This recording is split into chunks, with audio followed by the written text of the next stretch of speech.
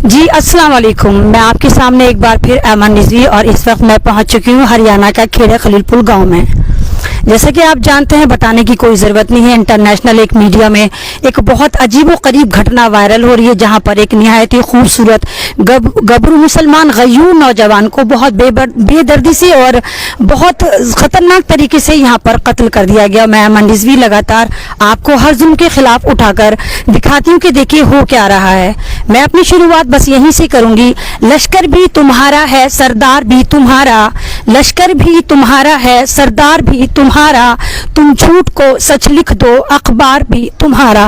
मैं हरियाणा पहुंच चुकी हूँ। ये वही इलाका है जहां पर ईद के दूसरे दिन एक बहुत ही खूबसूरत नौजवान, मुस्लिम नौजवान अगर कहूँ तो ज़्यादा बेटर होगा, कि उसके साथ निहायत ही गंदे के तरीके से एक मॉब लिंचिंग करी जाती है। और मॉब लिंचिंग करने वाले वही लोग होते हैं जो समाज में गंदगी बांट रहे हैं। भारत वैसे ही परेशान है। भारत में जिस तरह एक पैंडेमिक फैल रहा है, जिस तरह कोरोना काल चल रहा है, जिस तरह लोग मर रहे हैं और जिस तरह हम कटमुल्ले, अब मुझे बड़ी खुशी होती है कि मैं अपना आप को वही गाली देती हूँ जो आप लोग हमें गालियां देते हैं, जो आरएसएस वाले हमें गालियां देते हैं। हाँ, हम कटमुल्ले, वही कटमुल्ले जो तुम्हारी अर्थियां उठा रहे हैं, वही कटमुल्ले जो तुम्हारी चिताओं को मुख अग्नि दे रहे हैं, वही कटमुल्ले जो सिलेंडर लेके भागे चले जा रहे हैं, आज वही कटमुल्ले तुम्हें आंखों में फिर ऐसी जबरदस्त तरीके से चुभने लगे हैं कि तुम इन कटमुल्लों को फिर मारना शुरू कर रहे हो। तुम्हें पता है कि भारत एक दफा फिर यूनाइटेड हो रहा है, तुम्हें पता है कि हिंदू मुसलमान फिर एक तरफ हो रहे हैं, तो तुम टाइप 2 हिंदू, जिनको मैं हिंदू नहीं मानती हूँ, तमाम वो लोग जो आरएसएस की नाजायज औलाद हैं, इन्होंने यहाँ बहुत जबरदस्त एक षड्यंत्र रचा। और मैं उस वक्त इनकी फैमिली के पास उस गांव में हूँ और आपको दिखाने की कोशिश करूंगी, उस दर्द को दिखाने की कोशिश करूंगी जो इनकी फैमिली के साथ हो गया। देखिए बहुत ज्यादा भीड़, मैंने बैक कैमरा अपना खोला है। मैं कोई लगातार आपसे कहती हूँ कि मैं ऐमन रिजवी आपके लिए, आपके साथ हमेशा खड़ी रहती हूँ और हक की बात करती हूँ। मैं कोई मीडिया से नहीं, किसी पार्टी से नहीं, कहीं से भी बिलोंग नहीं करती। आज मैं और मेरी टीम, ये मेरी टीम में ये शबीना खान है और ये डॉक्टर रिहाना है, जो हम लोग यहाँ पर हरियाणा में पहुंचे हैं। बहुत सारे लोग हैं इस दर्द में शामिल हैं और मुझे मालूम है तमाम लोगों के शामिल होने से बेशक दर्द थोड़ा कम होगा, लेकिन हम उस नौजवान को वापस नहीं ला सकते, हम उन हालात को, उन सिचुएशन को वापस नहीं ला सकते। लेकिन हमारी इस समाज से, इस सिस्टम से, इस सरकार से, यहाँ के एडमिनिस्ट्रेशन से सिर्फ एक ही डिमांड है कि हमारा नौनिहाल तो चला गया, हमारा कमाऊ पूत तो चला गया, हमारी माँ का लाल तो चला गया, छोटे छोटे उसके बच्चे हैं, लेकिन हमें इंसाफ चाहिए, हमें फांसी से कम कोई भी सजा नहीं चाहिए। मैं फैमिली से उनकी बात करना शुरू करूंगी, क्या मैं उनके फादर से बात करूंगी और उनका दर्द जानने की कोशिश करूंगी। आपको बताऊंगी कि आखिर वो क्या दर्द है और ऐसी कौन सी एक मुसीबत थी, ऐसी वो कौन सी दुश्मनी थी जो एक निहत्थे मुसलमान को, एक निहत्थे मुसलमान को 45 लोगों ने बर्बरता से कत्ल कर कर उसको बिल्कुल ऐसा कर दिया कि ना तो उसको जिंदा छोड़ा ना कुछ छोड़ा, कि ऐसा कि डेड बॉडी को कुचल दिया। मैं उनके फादर के पास आ चुकी। जी अस्सलाम वालेकुम। जी आपका नाम? जाकिर हुसैन है जी। आपका नाम जाकिर हुसैन है।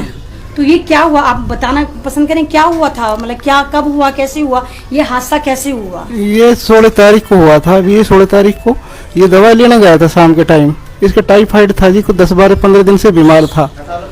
तो ये जैसे वहाँ से दवाई लेके वापस आ रहा है तो 3-4 गाड़ियों से गाड़ी में गया था बच्चा। गाड़ी दोनों साइड को गाड़ी लगा दी, पीछे से एक गाड़ी ने टक्कर दी, गाड़ी फेड में लगी और बच्चे उसमें लहूलुहान हो गए, गाड़ी पलट गई। उसके बाद उसको शीशा तोड़ के बच्चों को खींचा। मेरा भतीजा था एक खास, उसे दवाई दिलाने जो गया था, तो इन लोगों ने उसको मारा, मेरे भतीजे को। फिर आसिफ को निकाल के वहाँ मारा और वहाँ से अपनी गाड़ी में डाल के शमशान जगह ले गए 5-6 किलोमीटर दूर। तो ऐसी क्या दुश्मनी थी कि मतलब 45 लोग एक निहत्थे बीमार लड़के को मारने के लिए, ऐसा क्या, मतलब क्या दुश्मनी थी ऐसी मतलब आपके साथ, ऐसा क्या करा था आसिफ ने? ऐसी कोई बड़ी दुश्मनी ऐसी तो नहीं थी, पता ना जी क्या चिड़न सी इनसे, पता ना क्या ठान लिया कि हम इसको, ऐसी कोई बड़ी वो नहीं था रंजिश, कोई छोटी मोटी रंजिश थी।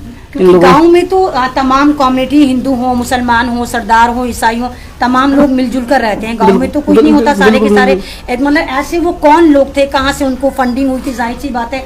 ये मैं ये तो नहीं कह सकती कि नॉर्मल इंसान थे, ये नरभक्षी लोग थे, इंसान तो नहीं हो सकते। तो इंसान को इतनी बर्बरता से मारे कि कुचल के रख दें। वो बर्फ तोड़ने वाला जो सुम्बा आता है, क्या उसको बोलते हैं, उससे पूरी बॉडी को गोद दिया जाए, तो वो इंसान तो बिल्कुल भी नहीं रहे हो सकते जी। पता ना जी इनके जो रहनुमा है, जो से भी RSS से जुड़े हुए हैं जो लोग उनको उल्टी सुल्टी शिक्षा देते हैं और उन लोगों ने इसे ऐसा करवाया है। मैं ज्यादा बात भी नहीं करने चाहूंगी, पता नहीं कितने लोग आए होंगे, मीडिया वाले बात करके गए होंगे, और वो दर्द ऐसा है कि एक फादर के साथ वो शायद डिस्कस करना भी अच्छा नहीं होगा। मैं दूसरे लोगों से पूछना चाहूंगी, शायद बताएं कि ऐसी क्या दुश्मनी थी उस लड़के के साथ कि 45 गुंडों को आना पड़ा और 45 गुंडों ने उसको शहीद कर दिया, उसको इतनी बर्बरता से मारा। कुछ लोग कह रहे हैं गोलियां भी मारी, बर्फ तोड़ने वाला जो सुंबा आता है उससे पूरी बॉडी को गोद दिया और गांव से इतनी ज्यादा किलोमीटर जाकर उसको फेंक दिया। मतलब ऐसा क्या दुश्मनी करी थी कि ऐसा क्या उस लड़के ने करा था कि 45 गुंडों को हायर करना पड़ा उस लड़के को उस वक्त मारने के लिए जब मुसलमानों का पवित्र त्योहार रमजान गया था और एक होली हमारी ईद चल रही थी, और ईद के ये तीसरे दिन जो ये कारनामा अंजाम दिया गया। बहुत मासूम तीन उसके बच्चे हैं, बीवी बेवा हो चुकी है, कौन जवाब देगा, कौन उनका वाली वारिस है, कहां से आएगा वो नौनिहाल वापस? कोई सवाल है किसी के पास जवाब है? सरकार वापस करेगी? कौन वापस करेगा? और उन गुंडों को कौन सजा देगा? कौन वो लोग हैं जिनको भेजा गया? कहां से वो इम्प्लांट करे गए थे? कहां से फंडिंग हुई थी? क्योंकि कोई एकदम से तो ये कुछ होता नहीं, पूरा प्री प्लान करा गया, पूरा इनको रेकी करी गई, पूरा उस लड़के का देखा गया कि वो कब कहां जाता है। और 45 लोग अगर उसको घेर रहे हैं और उसको पकड़ रहे हैं और गाड़ियां पीछे लगा रहे हैं, तो ये ऊपर तक का कहीं ना कहीं पूरा का पूरा सिस्टम इसमें शामिल है। और पुलिस वाले भी इस कटहरे में आते हैं कि वो क्या कर रहे थे जब इतनी बड़ी प्लानिंग चल रही थी, इतनी सारी गाड़ियां आ गई थी, और पुलिस ने अब तक क्या करा वो जवाब दे कि हो क्या रहा है। मैं और लोगों से बात करूंगी, मेरे सामने एक और भाई हैं जी। आप? मेरा नाम मोहम्मद हनीफ है जी। मैं मोहम्मद हनीफ, मैं लड़के का ताऊजी लगता हूँ। मेरा लड़का राशिद भी उसके साथ था। दोनों भाई ये जैसे दवाई लेकर वापस आ रहे थे शहर से, तो ये लोग घात लगाए, पता नहीं कब से बैठे थे। इन लोगों को कोई सूचना कोई दूसरा बंदा दे रहा था, अभी वो वहाँ है। जैसे ये शहर से 2.5 किलोमीटर गांव की तरफ आ रहे थे, तो इन लोगों ने, इनके पास सेंट्रो गाड़ी थी और गाड़ी के दोनों तरफ 2 गाड़ियां लगा दी, जिससे कि आसिफ कूदकर खिड़की से बाहर ना निकल सके। जब आसिफ को शक हुआ कि ये लोग जो है कुछ करना चाहते हैं, तो इन्होंने गाड़ी को थोड़ा तेज़ रफ्तार कर दिया। तेज़ रफ्तार करने के बाद एक और गाड़ी उनकी जिसमें लोग भरे हुए थे वो गाड़ी के सामने लगा दी, और पीछे वाली गाड़ी ने उनकी गाड़ी में टक्कर मारी। टक्कर लगने से पेड़ के साथ जो है जब गाड़ी पहुंची, तो पेड़ से लगी गाड़ी और फिर टक्कर से गाड़ी पलट गई। कार की टक्कर से पलटने के बाद इन लोगों ने जी पलटी हुई गाड़ी में उन लोगों को बड़ी बर्बरता के साथ मारना शुरू कर दिया।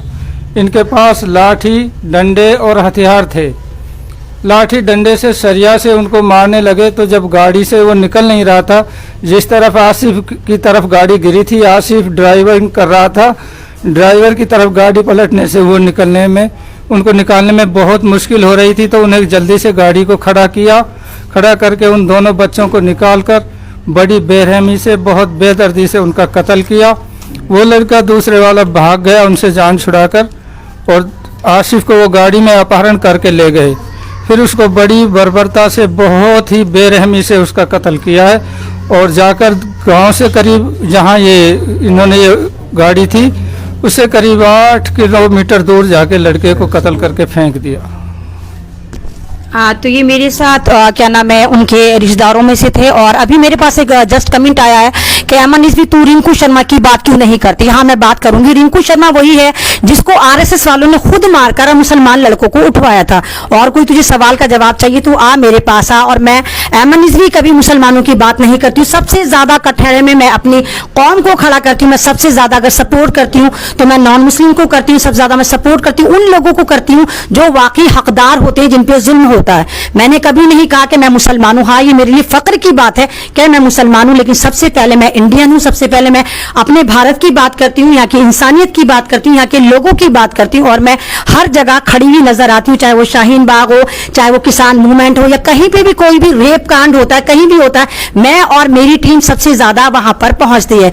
तो जो लोग ये कहने कि रिंकू शर्मा के पास भी चली जा, तो उन लोगों को बता दो कि रिंकू शर्मा को मारने वाले तुम खुद लोग थे, RSS वाले थे, ताकि रिंकू शर्मा को मार के तुम मुसलमानों को एक बार फिर मार सको, उनको फिर कटहरे में खड़ा कर दो। और यहाँ रिंकू शर्मा की बात नहीं हो रही है। नहीं, अगर रिंकू शर्मा को 1% मान लो किसी ने मारा, तो क्या रिंकू शर्मा की वजह से तुम पूरे भारत में सांडों की तरह फिरते रहोगे? जहां भी तुम्हें मुसलमान नजर आता रहेगा तुम उसको मारते रहोगे, मॉब लिंचिंग करते रहोगे। इस वक्त हम दुनिया में ऑलरेडी बर्बाद चल रहे हैं, बदनाम चल रहे हैं। हम एक तरफ से एक मैसेज दे रहे हैं कि हम किसी भी तरह भारत में एकता बना पाए, हम भारत को उस गुलदस्ते को वापस लेकर आए जहां पर खाली एक कमल का नाम भारत रह गया। भारत जो है वो किसी फूल का नाम नहीं है, भारत एक गुलदस्ते का नाम है जहां पर हिंदू, मुसलमान, सिख, ईसाई, दलित तमाम तरह तरह के फूल यहां पर खिलते हैं। और हम नहीं चाहते कि इन फूलों को इस तरह मसला जाए। मुसलमान भी इंसान होते हैं। आपने जो मॉब लिंचिंग की एक फाउंड कर दिया है, आपने सन 2014 के बाद जो मॉब लिंचिंग की इजाद करी है, और तमाम की तमाम मॉब लिंचिंग आप मुसलमान समाज के साथ कर रहे हैं, इनके लड़कों के साथ कर रहे हैं, यहाँ के बुजुर्गों के साथ कर रहे हैं। और फिर दादागिरी देखिए, आपको मारने का शौक है, आओ बड़े आराम से मारो, लेकिन अगर अपने बाप की औलाद हो, एक के साथ एक आओ। पूरे के पूरे जो तुम सुअरों का झुंड आते हो 45-45 को, और एक निहत्ते मुसलमान को, बीमार को मार करके चले जाते हो, फिर कहते हो हाँ हम हिंदू राष्ट्र बनाना चाहते हैं, हाँ हम जय श्री राम वाले हैं। तुम नहीं हो ना। तो जय श्री राम की तालीमात ऐसी थी कि वो ये कहते थे किसी भी निहत्ते पे टूट पड़ो, उसको मार दो। ना हिंदू राष्ट्र ये कहता है कि आप किसी भी इंसानियत का कत्ल करें, क्योंकि अगर आप किसी एक बंदे को भी मारते हैं तो यकीन जानिए आपने पूरी दुनिया की इंसानियत को शर्मसार करा। अब एक बात बताइए, छोटे छोटे बच्चे हैं, क्या कसूर था? क्या आरिफ क्रिमिनल था? क्या आरिफ किसी की जायदादें खोल के भागा था, किसी की भैंस खोल के भागा था? क्या था आरिफ जिसको 45 गुंडों से मरवाया गया? सवाल बनता है आप आसिफ जो भी है नाम, सॉरी मैं नाम में थोड़ा कंफ्यूज रहती हूँ, नाम क्या है? आसिफ नाम है बंदे का। आसिफ कोई क्रिमिनल नहीं था, एक शरीफ लड़का था, गांव के लोग जानते, कोई लड़ाई नहीं थी, किसी थाने में उसके नाम की सिंगल कंप्लेन नहीं है। उसके बाद अगर 45 गुंडों की जरूरत उसको मारने के लिए पड़े तो सोचो कि कौन सा कोई जुर्म होगा, या कौन से वो लोग होंगे जो इन मुसलमानों की घात में बैठे हैं। और सुनने में तो यहाँ पर भी ये भी आया है कि वो लोग अभी भी ये कह रहे हैं कि इस खानदान के 2 लोगों को अभी हमें और मारना है। यहाँ इस वाली बात में कितनी सदाकत है मुझे नहीं मालूम, लेकिन ये वाली बात मुझे यहाँ तक पता चली थी। मेरे साथ शबीना खान भी आई है, शबीना खान को भी आपने मेरे साथ देखा होगा। जी शबीना जी, आप क्या कुछ कहना चाहेंगे इसके बारे में? मैं बस यही कहना चाहती हूँ कि जिस तरह से हमारे देश का माहौल गंदा होता जा रहा है और बच्चों को इस तरह से इतनी बेरहमी से मारा जा रहा है, इस पे सरकार चुप क्यों है? सरकार इस पे एक्शन क्यों नहीं लेती है? और सबसे बड़ी चीज ये है कि जिस बच्चे को इतनी बेरहमी से मारा गया है, जिस तरह से हमने गांव वालों से भी पूछताछ की है, तो हमें पीछे से यही पता चला है कि बच्चा बहुत सच्चे मन का था, उसमें किसी भी तरह का छल कपट नहीं था, वो गरीबों के साथ बहुत मदद करता था। क्या उसकी यही गलती थी कि वो सबके दर्द को समझ के आगे चलता था, या उसकी ये गलती थी कि वो उसने किसी पे यकीन कर लिया और वो अपने भाई को लेके हॉस्पिटल से वापस आ रहा था, 45 लोगों ने, कम से कम 4-5 गाड़ियों ने उसको इस तरह से रोका जैसे लग रहा था कि वो कोई क्रिमिनल हो। क्या उसका कोई क्रिमिनल रिकॉर्ड है? जहां तक हमें पता चला है तो इन सब चीजों को नजर देखते हुए हमें बहुत अफसोस है। और उसके 3 मासूम बच्चे हैं, उसकी बीवी, उनकी क्या उम्र है, क्या जिंदगी है? इस तरह से जो ये मतलब हमारे देश का माहौल दिन पे दिन हमारे गाँव में, हमारे शहरों में, कस्बों में सिर्फ और सिर्फ मॉब लिंचिंग की ही शिकायतें जो आती जा रही हैं, इससे क्या होगा? दिलों में एक जहर का पेड़ पनपाया जा रहा है। तो इसको सबसे पहले गवर्नमेंट को रोकना होगा, अगर ये गवर्नमेंट की साजिश नहीं है तो। आप क्या मैसेज देना चाहती हैं? मतलब अगर आप क्या चाहते हैं कि इन फ्यूचर इस तरह के हादसे ना हो, तो पूरे भारत के समाज को किस तरह आगे आना चाहिए? उन लोगों के लिए आपका कोई छोटा सा देखिए, मेरा सबसे पहले मैसेज यही है कि देखिए, हम लोग एक दूसरे के साथ रहते हैं। हमारा भारत देश 2014 से पहले भी तो था।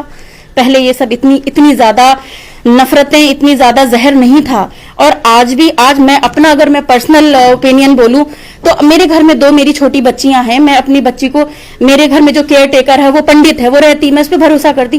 क्यों इतना माहौल खराब नहीं जितना जानबूझ के ये सियासती तरीके से खराब किया जा रहा है। हमारे घर में हमारा ड्राइवर है, वो भी हिंदू है, वो भी हमारे साथ 18 साल हो चुके हैं, उसको 20 साल हो चुके हैं रहते हुए। हम लोग एक प्यार मोहब्बत से रहते हैं, कोई हमारे घर में इस तरीके की चीजें नहीं है। हम जिस घर में रहते हैं, हमने वो भी नॉन मुस्लिम से लिया था, वो मिक्स कम्युनिटी में रहते हैं। और मैं तो बचपन से इस कम्युनिटी में रही हूँ, मुझे कभी इस चीज का मैंने अंदाजा नहीं दिया। जिस तरीके से हमारे मोदी जी ये कहते हैं डिजिटल इंडिया बनाएंगे, तो डिजिटल इंडिया मुझे किस तरीके से वो बनाना चाह रहे थे? क्या जो ये तरीका आज नजर आ रहा है, इस तरीके से हमें डिजिटल इंडिया दिखाना चाह रहे थे? क्योंकि इससे पहले हमारे देश में बहुत ज्यादा चैन अमन और मोहब्बत थी आपस में। हम बस यही चाहते हैं कि हम सब एक हैं और एक बन के रहें। शबीना, जैसे जी। आप एक सोशल वर्कर भी हैं, वो जी। बात अलग है कि आप सोशल मीडिया पे चिल्लम चिल्लीना मचाती हो, जी। पब्लिसिटी ना करती हो जी। और लोगों की तरह। एक बार बताइए, जी। जिस तरह आप खाने बांट रही हैं, हॉस्पिटल में जा रही हैं, और इस वक्त जब लोग मैम, अपनी आप- डेड बॉडी के साथ नहीं खड़े हुए, जी। तो ये मेरा सवाल सीधा सा है, क्या आप जब मदद 90% देखती हैं? नहीं, 90% लोग नॉन मुस्लिम होते हैं, और जब उन्हें पता चलता है मुसलमान एक फैमिली तो आंसुओं से रोने लगी थी कि हम लोगों को इतना ज्यादा जहर भराया जाता है। और आप बताइए, वो इतना परेशान थे क्योंकि वहां पे पानी और खाने की कोई सुविधा नहीं थी। तो जिस तरह से हमारी कौम आगे बढ़ के सबके लिए कर रही है, तो कम से कम लोगों को इतना तो सोचना चाहिए, ये जहरीले लोग कहाँ से पैदा होते हैं, इसका मतलब इनको पैदा किया जाता है। हमारी आम आवाम, चाहे वो हिंदू हो, मुस्लिम हो, सिख हो, सब एक हैं। उनमें ये जहर नहीं है, उनमें जहर जबरदस्ती डाला जा रहा है। इस जहर को, मेरा ये मैसेज आम जनता और आम समाज से कि प्लीज आप इन जैसे लोगों को बायकॉट करो, इन जैसे लोगों के उसमें ना आके, और इस देश में चैन अमन का एक संदेश आपस में दें। मेरा बस यही मैसेज है। शुक्रिया शबीना। मेरे साथ मेरी ही टीम के साथ एक डॉक्टर रिहाना आई है। मैं डॉक्टर रिहाना से बात करूंगी। डॉक्टर रिहाना, कभी आपने पेशेंट का आई कार्ड देखा, आधार कार्ड देखा, आपने कभी इस तरह से जस्टिफाई करके कि नहीं भाई ये मुस्लिम कम्युनिटी से नहीं आता, इसका इलाज नहीं करना चाहिए, आपने कभी ऐसा करा? नहीं नहीं, ऐसा करने का हम सोच भी नहीं सकते, क्योंकि हमारे लिए सबसे पहले इंसान है। जो भी शख्स आता है पेशेंट के शक्ल में, वो एक इंसान है मेरे लिए, और मुझे उसका जो भी बेटर से बेटर ट्रीटमेंट करना है, सबसे पहले मैं वो करती हूँ। मेरा क्लिनिक नई बस्ती में, जहाँ पर 80% नॉन मुस्लिम लोग रहते हैं, और ऐसा नहीं है कि मैं मुसलमानों की सेवा कर रही हूँ, जैसे भी हो सकता है। लेकिन यहाँ पर आकर हमें बहुत अफसोस हुआ है कि हालात देख के एक तकलीफ इतनी ज़बरदस्त हुई है कि एक जवान बच्चा चला गया, और गवर्नमेंट को एहसास भी नहीं है इस बात का, जबकि सबसे पहले एक्शन लेना चाहिए। क्यों हुआ यह हादसा? ऐसे कब तक चलता रहेगा? मेरी अपील है, जो भी गवर्नमेंट है, फिलहाल तो खट्टर जी की यहाँ गवर्नमेंट है, और वो प्लीज इस चीज़ को सीरियसली लें और एक्शन लें, सख्त से सख्त कदम उठाएं, उनके खिलाफ कार्रवाई करें और इंसाफ दिलाएं, क्योंकि हमने भी बहुत कुर्बानियां दी हैं इस देश को बनाने में। ये ना भूलें कि आज़ादी में, अंग्रेजों की लड़ाई में उन्होंने क्या किया है, ये सब जानते हैं, इतिहास गवाह है। लेकिन